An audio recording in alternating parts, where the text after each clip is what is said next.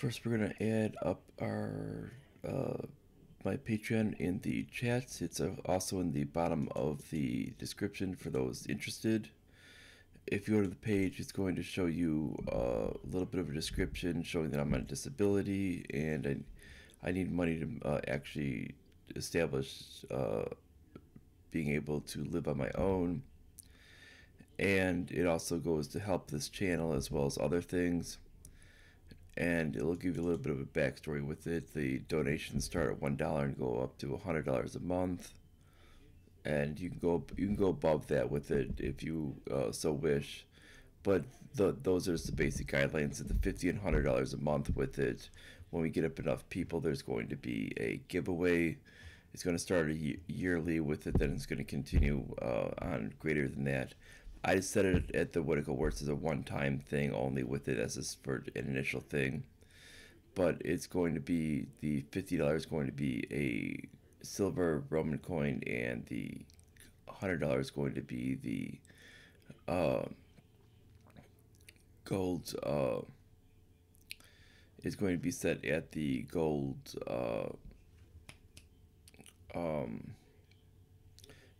Byzantine coin, and then we have the thing of the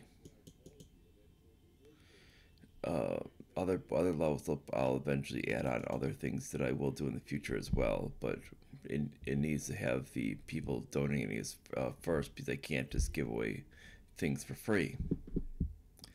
I need people to donate to make it worthwhile.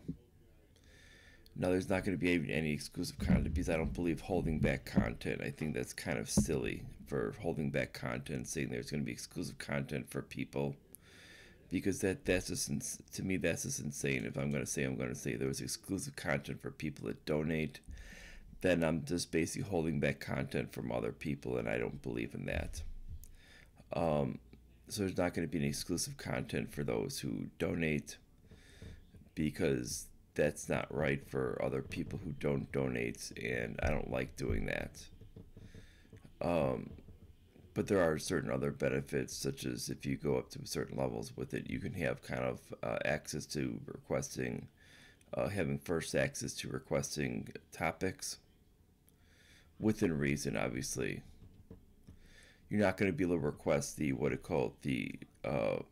outcome of the topic that is going to be. I mean, you're not going to basically dictate what the channel is going to be about, but you can request a topic. And you'll have first access when you start to get up to like the $50 and $100 levels, and then as it goes down with it, it'll be lower and lower access to the stuff, as opposed to this a general person that I'll just consider.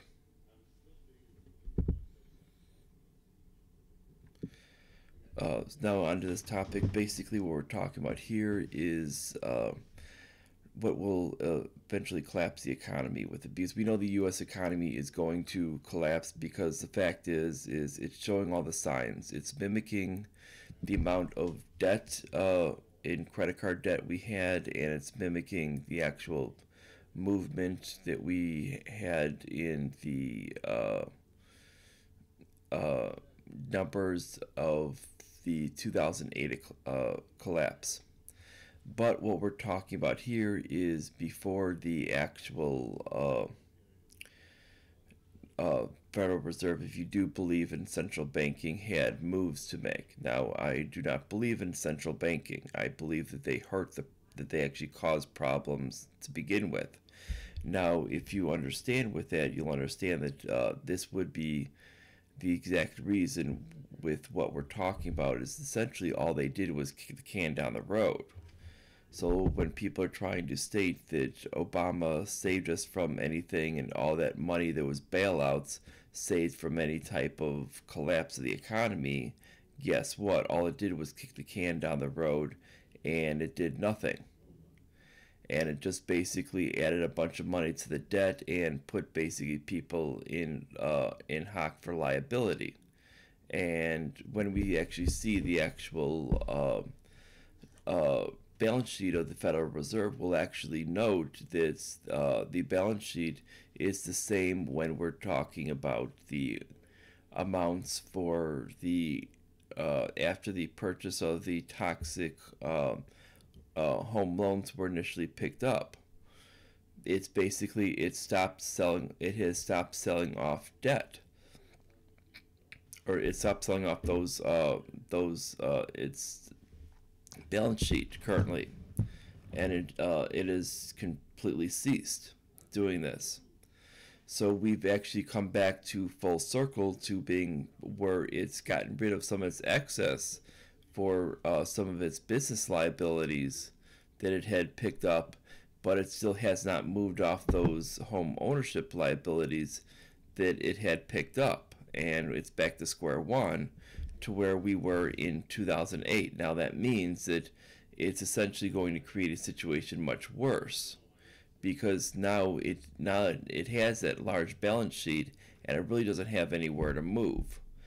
And when we're talking about now they're going to assume that quantitative easing can actually do work. Well, in this case, because you can't really move anywhere, because the rates are excessively low, there's nowhere to actually go. And even with the rates where they're at, with it going down any lower is not going to have any impact on the whole market itself. It's not going to boost it at all. And when there's actually been adjustment, especially from the Atlanta Fed, we see the adjustment for Q1 in 2019 shows that this is on their adjustment, which we can say that it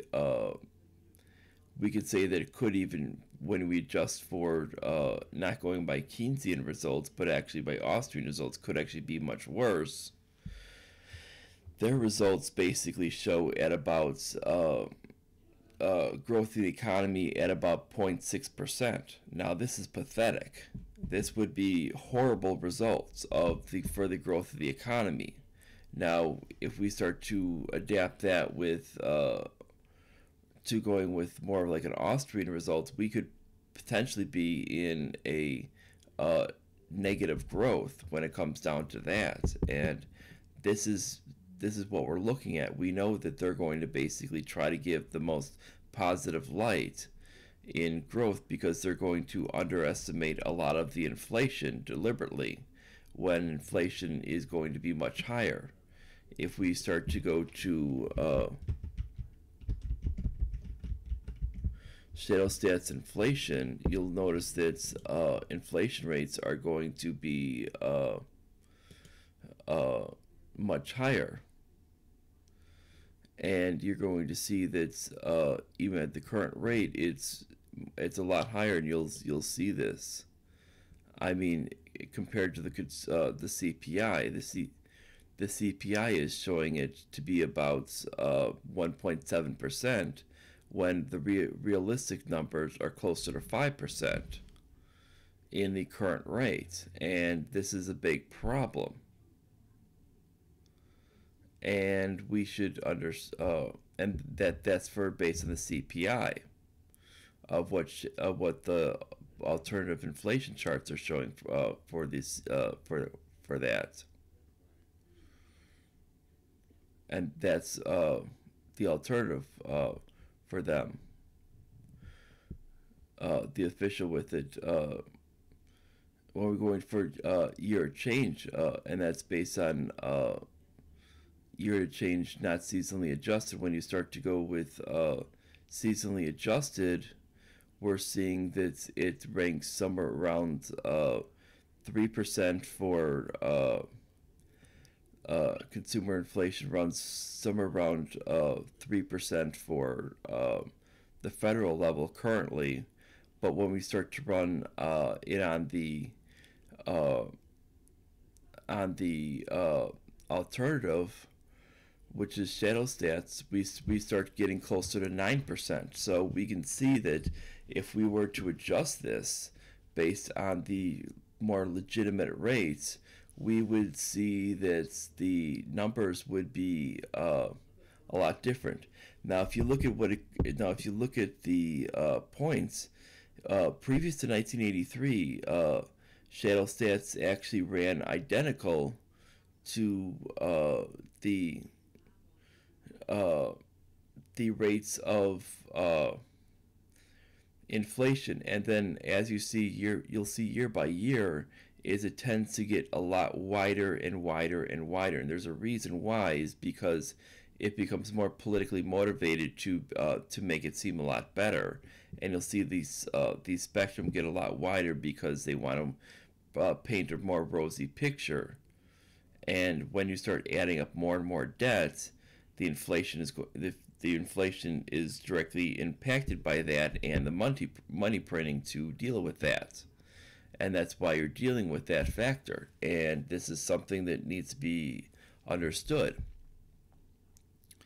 And this is something that's this is something very very realistic with that. Now, when we see with the value of the U.S. dollar, we'll see that the fact is initially it was a factor of basically of for if we start to look at this value, you see the fact is basically is initially previous to 87 it was running almost even, and you'll see it's basically at certain times it got fairly close. Around the 2008 period it was fairly close in value, but beyond that they've always run well off, and actually it's almost even well off in this period. And it could be and it's basically it has not been since like January since about like 85 86 since they've actually been close. And we see that on the US dollar index is basically you can see that there's a definite difference. This means that there's something that what they're reporting is well off. And you'll see even in unemployment numbers is you'll see that there's that those numbers are even well off. Is the what it calls is those numbers are well off as well. Is what they're reporting is about 4%. What the broadest numbers is about somewhere around 7%. And yet what's the shadow stats alternative number is roughly about 21%, 21.1%. Now this is actually a serious problem. This means that the government is not giving realistic inputs on the numbers. And it's showing that when it comes down to it, we have some serious problems on the input numbers when they're coming up with the factors of what's going into the economic data. Now, when you start to use that, let's say you believe in Keynesian economics. Now, if you're starting with improper data, you need to understand that you're not going to come out with any legitimate solutions. And then even that 0.6% of economic growth, you need to understand that that is not going to be anywhere close to accurate.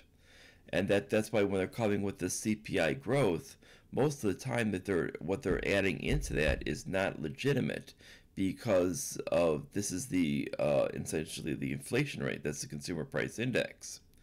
Is a lot of times what they're not coming up with something legitimate because of the fact that they want to make sure that that stays low, because they don't want people to freak out and see that what the actions of the government is essentially causing prices to soar, and they don't want the markets to freak out and essentially collapse and stay low and not grow at all.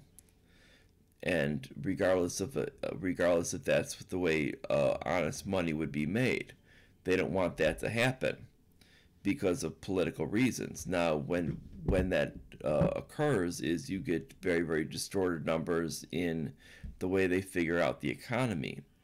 And when they start to do all of these numbers, they try to basically refigure them to be the best political numbers, regardless of what they're talking about. Now, this means when we're talking about other things, we need to look at the actual national debt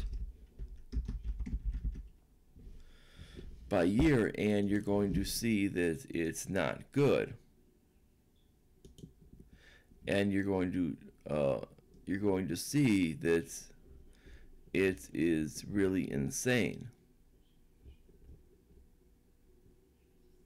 with what has happened, and you're going to see that it is basically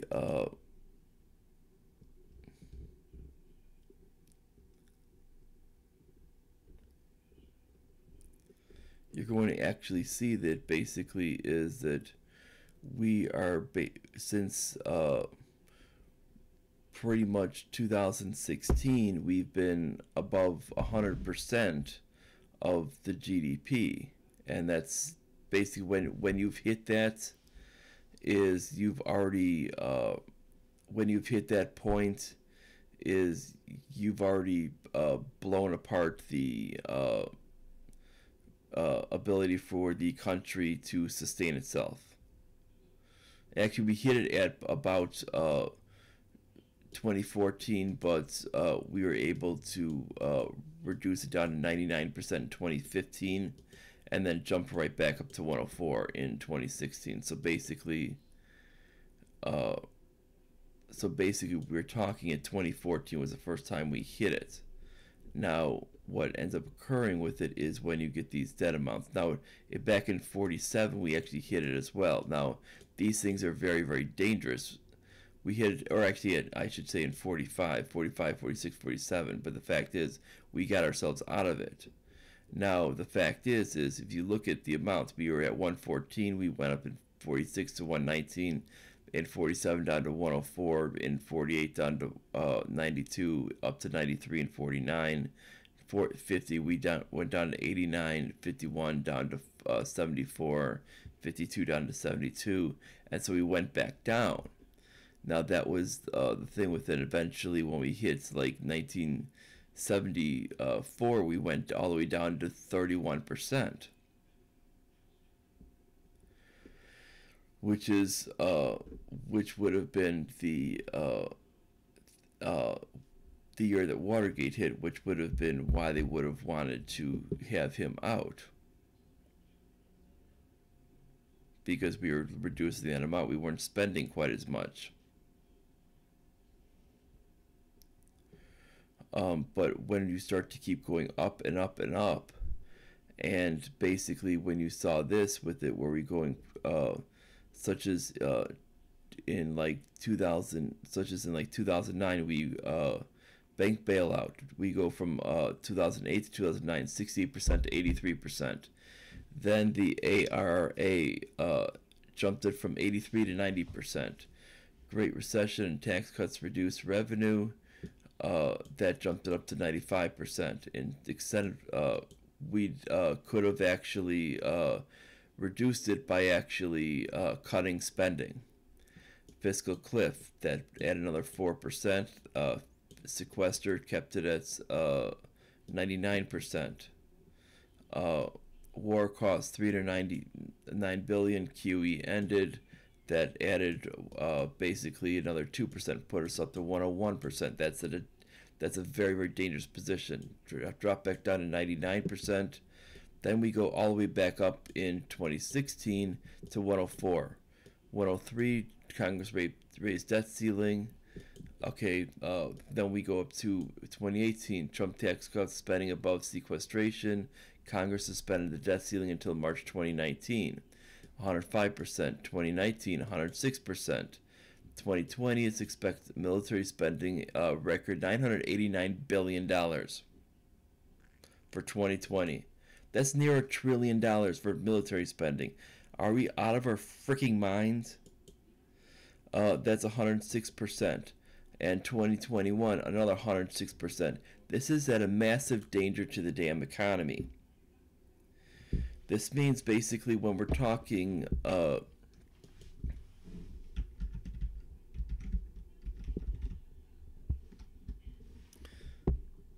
on the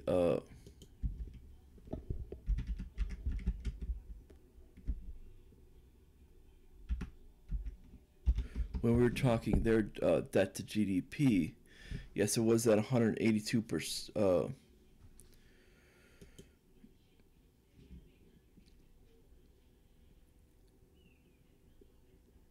Yes, it was at 100. It was basically at the point of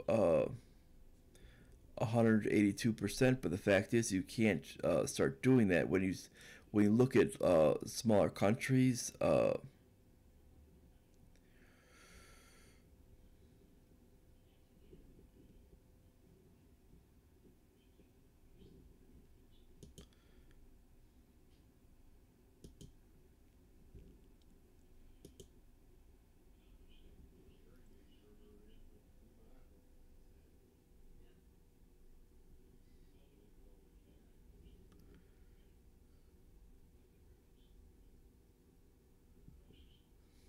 And when you look at their countries, it basically just comes to a point of basically showing that they didn't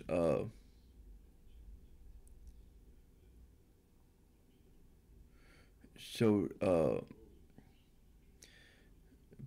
basically how the how to handle it in a proper way. And you're going to see that uh, if they're a lot smaller of a country. I mean, if you look at the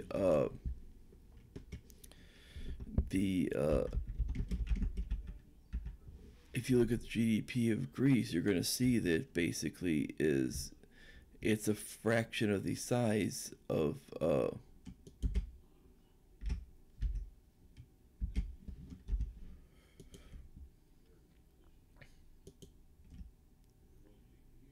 you're going to see it's a fraction of the size of the United States. I mean, we have a basically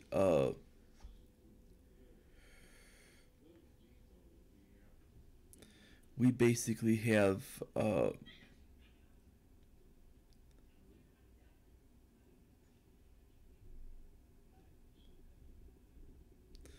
we basically have a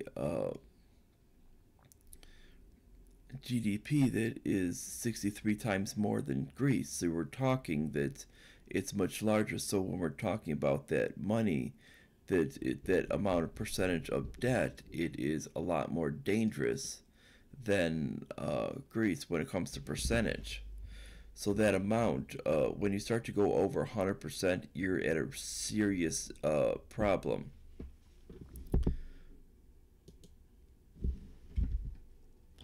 We can, I mean, you can start looking at other nations that have actually had problems.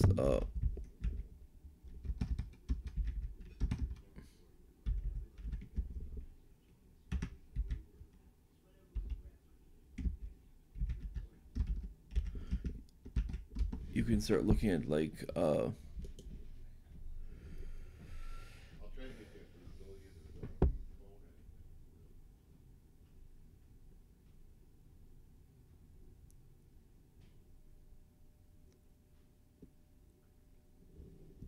I mean, when you start looking at the uh,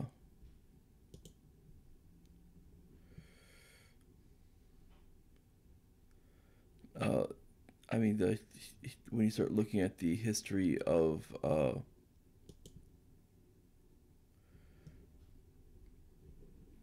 the situation with the Soviet Union, a lot of their problems were uh,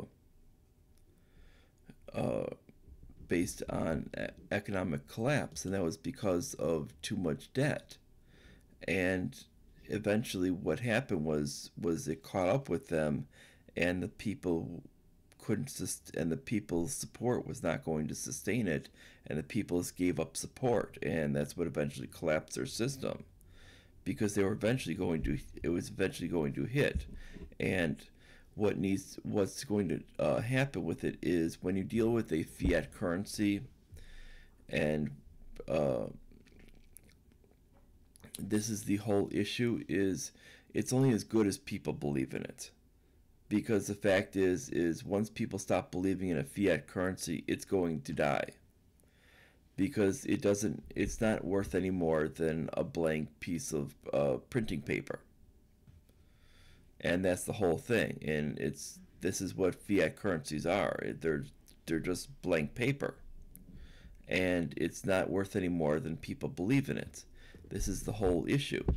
Now, when we look at this, it's when you basically have your economy built on a belief of a piece of paper, and have it built on a lot of people taking on debts on the belief on to basically pay back these pieces of paper that aren't worth anything, and they're not backed, and these pieces of paper aren't backed by anything except saying a giant IOU, which you're going to pay back with useless pieces of paper.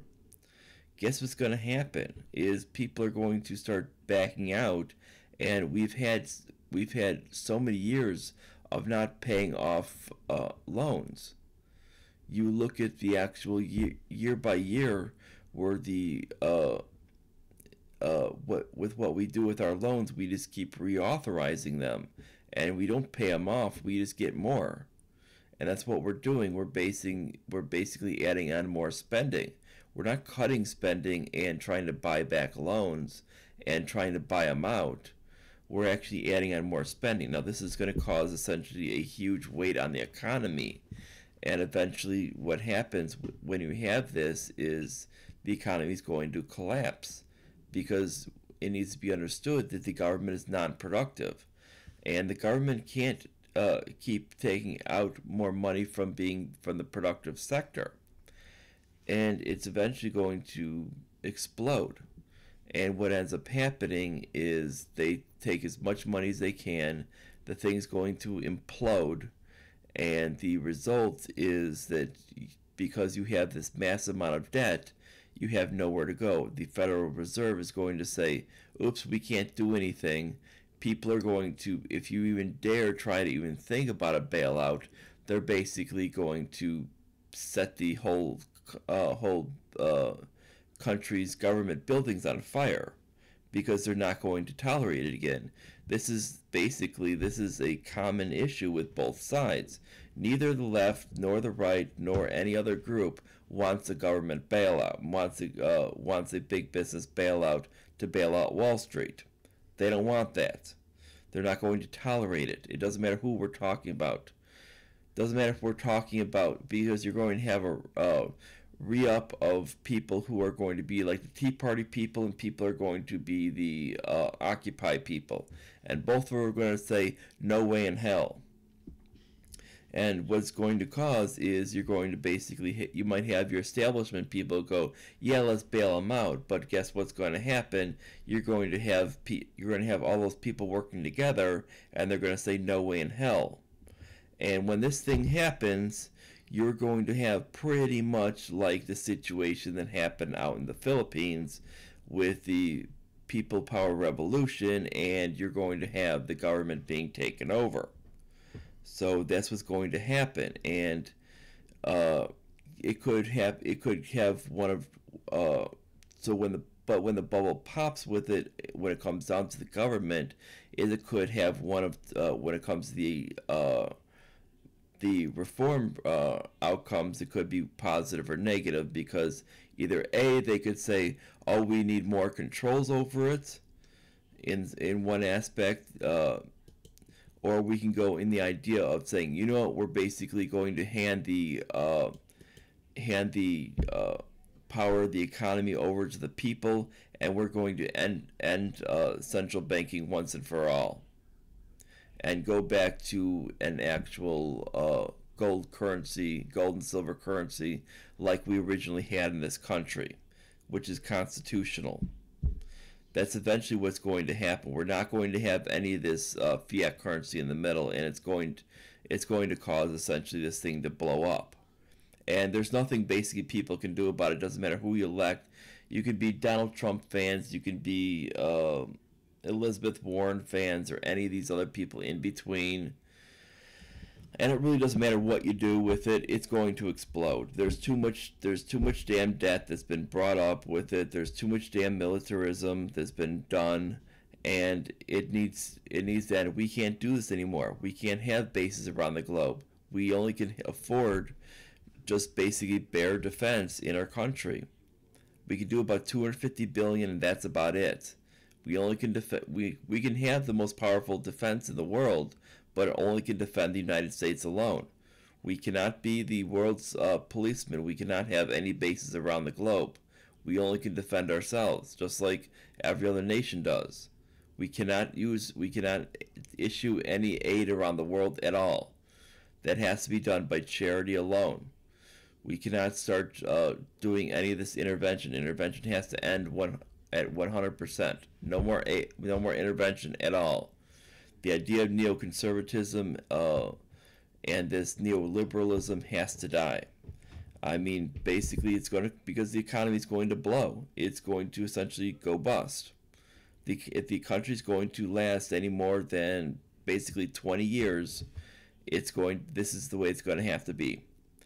And it's going to have to be a bare bones government. And sorry to tell these people, but Medicare is going to go. Sorry, but it's going to have to go. When it comes down to welfare, guess what? It's going to go. We might be able to have it for people who are on disability, but that's about it. Because the fact is, everyone who's an able-bodied citizen is going to have to get their butt out there and work. And if you basically say, well, hey, what do I do for healthcare? Well, we are going to have charities out there that are going to pick up the slack. And that's going to have to be what's going to occur out there, and until we actually can do any better. And that's what's going to have to be the new solution. And sorry for saying these things like doom and gloom and all these things, but it's the reality. There is no negative reality on the climate out there. I hate to tell those people with like that, but there is when it comes to the economy and the state of the nation with economic matters. This is the reality, because we've reached the end of the road, and we can't take on any more debt. I mean, you look at the numbers, we're over 100% of the GDP. You can't extend this anymore. I mean, this is just completely and utterly insane. I mean, and people are going to say, but the government controls money. No, they don't. Money is not an aspect of the government. For people that believe in modern monetary theory, you have got to be completely and utterly insane. This is not a legitimate theory. This totally ignores the actual world marketplace. You have to understand that money is merely an exchange of goods. People are not going to take useless paper anymore. People are not going to basically take this garbage anymore. If you can't exchange basically some basic you can't exchange your garbage for new groceries or new whatever you want. They don't accept that. You can't just take basically banana peels and fruit skins and say, hey, can I get an iPhone for this? They're going to say, get the hell out of my store with that garbage. And that's what they're going to tell you. And that's the same thing what we're doing with this money. And we're basically exchanging garbage for goods. And people are eventually going to say no. And you can't do this with the modern monetary theory. I hate to tell you, but it's just going to extend the amount of garbage we're sending out. And people are going to say no a lot faster. And it's going to make the problem 10 times worse. And you're going to make the poor a lot poorer and the rich a lot richer. And they're basically going to hoard all of the wealth when it comes down to the system under a modern monetary theory. This is why you get the systems that you do under socialism, is because they get rich under the Keynesian system, because it allows them to loot the system. And if you go into the modern monetary theory, you're only basically taking the problems with the Keynesian system and you're putting it on steroids. What you need to do is go into the Austrian system, which basically understands the idea of humans making their own choices and understanding that not everything has an even value. Not everybody wants everything equally. And there's going to be people that want iPhones. There's going to be people that want Androids. Not everybody wants an iPhone. I mean, when we're looking at things with it, not every person's going to say, "Hey, that iPhone's out for sale. That new iPhone's out for sale. I want it." Now, I personally don't like iPhones. You have other people out there.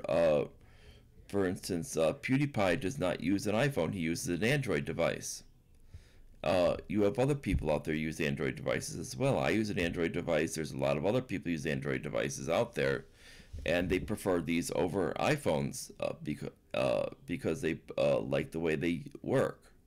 Now, now you'll find people who like their iPhones and Apple devices to a great extent because they like the way they work. Now, it depends on personal preference. Now, this personal preference is what makes the market work and what gives things a certain value. Now things are not set by everybody does not have their own does not have a stock preference based on what the government says. Now the government thinks that there's an actual stock preference, that everybody, what it called, everybody likes apples this much, everybody likes bananas this much, everybody likes peanuts this much.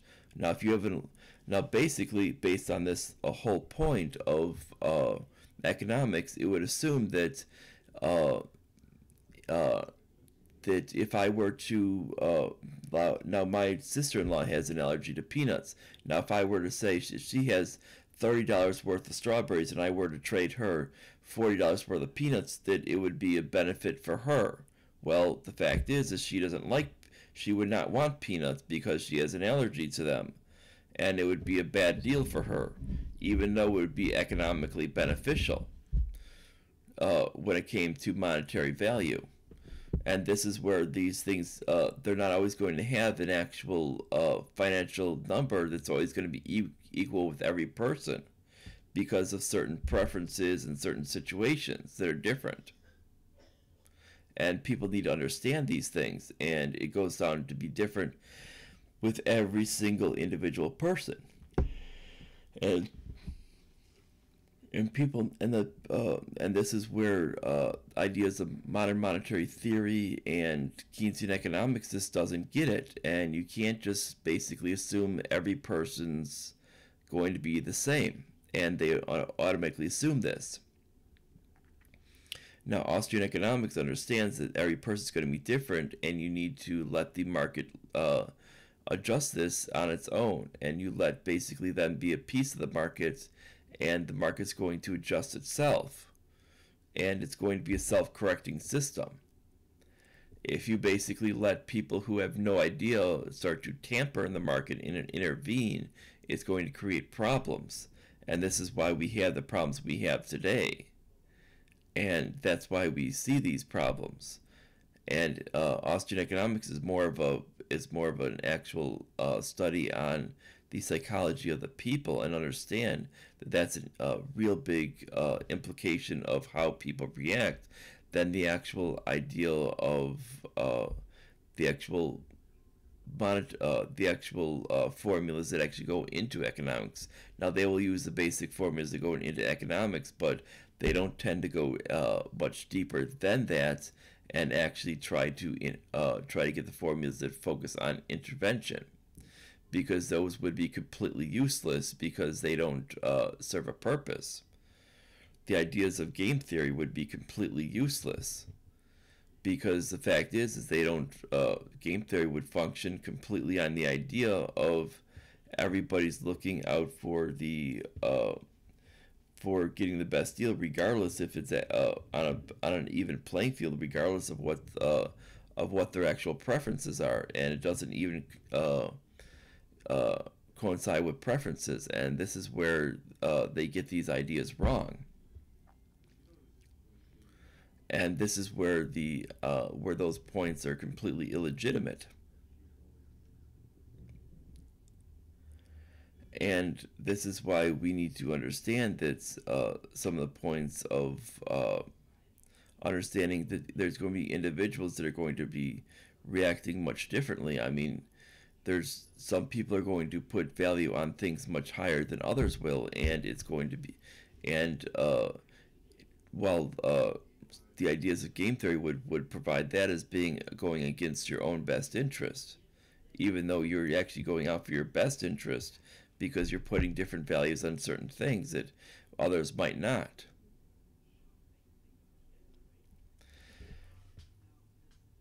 And that's where you get to the actual points. Uh, and that's why when we come to it, we're coming to the point to where uh, they don't the individuals that are trying to tamper with the economy don't know what they're doing, and we get these economic collapses.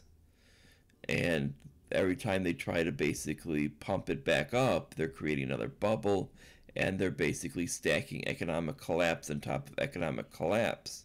Now, mind you, they've been doing this for a long time, and it could be either the government doing it to basically boost it back up, it could be the Federal Reserve doing it to boost it back up as well, or both of them doing it in conjunction. Now, they've been doing this for a long time and not allowing for market corrections, because a market correction would be bad politically, because it would not allow for these things to adjust to back to a healthy market.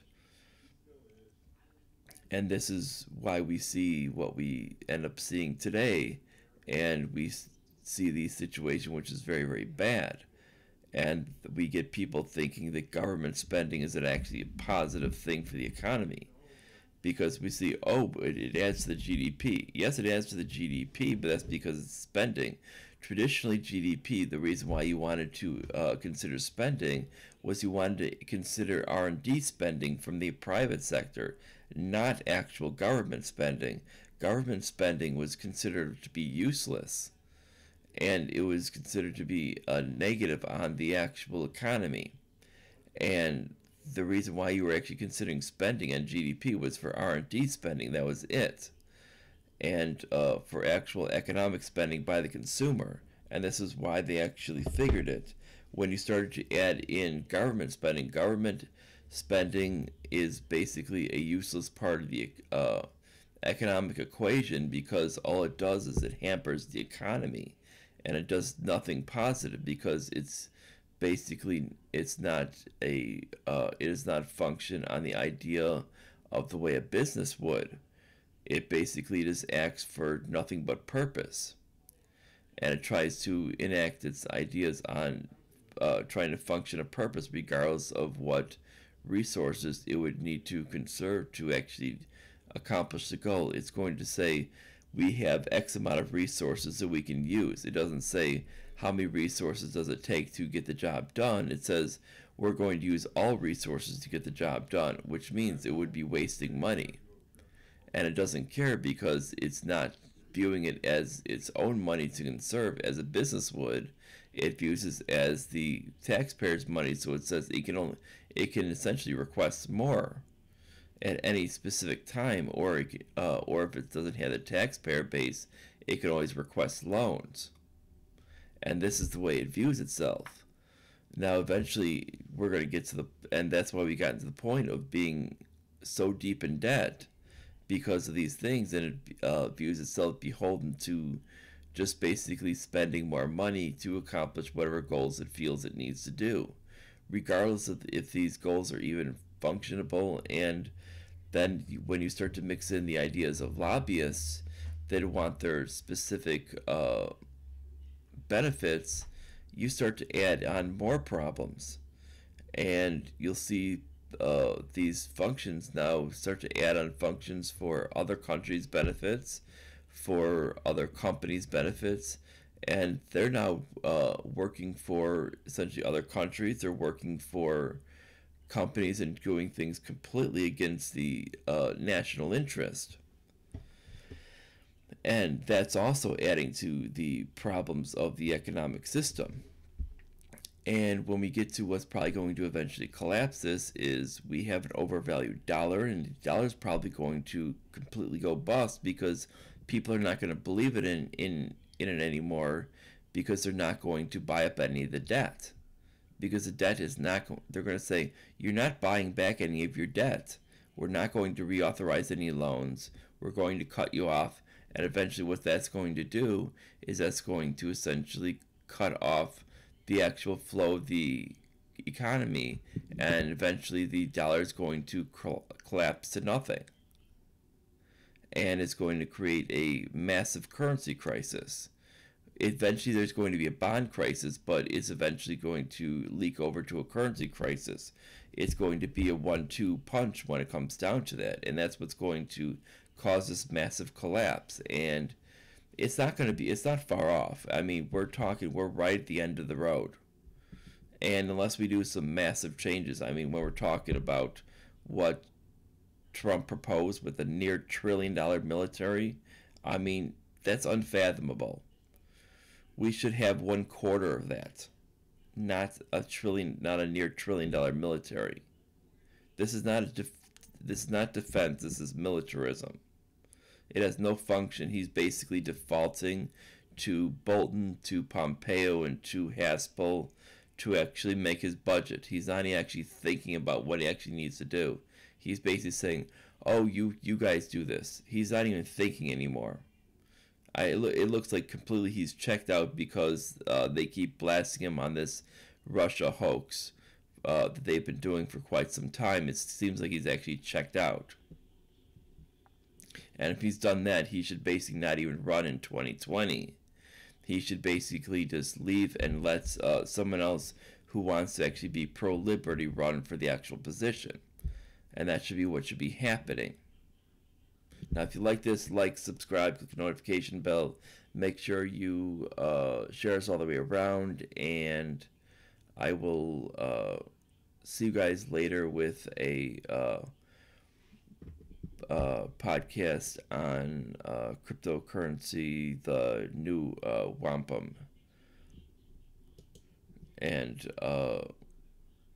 I'll talk on that with it. Then I'll have another night's another later on live stream as well. And that's about it. And see you guys later.